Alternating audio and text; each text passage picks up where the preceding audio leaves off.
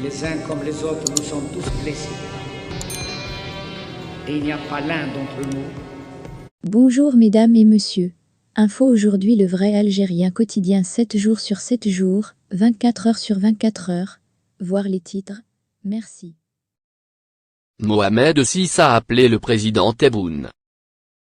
Mohamed VI a appelé le président Tebboune à rétablir les relations avec le Maroc dans son discours prononcé ce samedi soir à l'occasion de la fête du trône, dont la date a été décalée pour des raisons que le palais n'a pas révélées, justifiant son report par la crise sanitaire. Le souverain alaouite a, par ailleurs, affirmé que le Maroc ne permettra jamais qu'il soit porté atteinte à la stabilité et à l'intégrité de l'Algérie, dans une tentative de rassurer le voisin de l'Est après les errements du Maghreb qui menacent la sécurité de tout le Maghreb.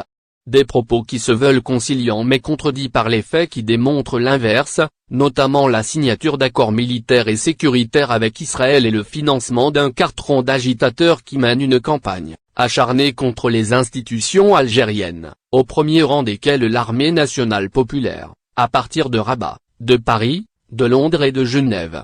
Le roi du Maroc alternait le chaud et le froid, les menaces et les appels du pied jusqu'à la décision unilatérale de l'Algérie de rompre ses relations diplomatiques. Une mesure radicale à laquelle Rabat ne s'attendait pas. Depuis, Mohamed VI a mis de l'eau dans son vin, comprenant que les nouvelles autorités algériennes ne bluffaient pas. L'invite discrète est un prolongement à la demande de rapprochement qui a marqué son discours de l'année dernière à la même période, dans lequel il affirmait renouveler son invitation sincère à nos frères en Algérie pour œuvrer de concert, et sans condition, à l'établissement de relations bilatérales fondées sur la confiance, le dialogue et le bon voisinage parce que, avait-il certifié, vous n'aurez jamais à craindre de la malveillance de la part du Maroc qui n'est nullement un danger, ni une menace pour vous, en jurant que ce qui affecte et atteint l'Algérie touche et accable le Maroc également. À peine ce serment fait que Rabat le violait en renforçant la présence de l'entité sioniste à nos frontières. Entre deux pays voisins et deux peuples frères, l'état normal des choses, c'est notre conviction intime et que les frontières soient et demeurent ouvertes, avait insisté Mohamed VI qui jetait la balle dans le camp de son défunt père et du président Ly Amin Zroual.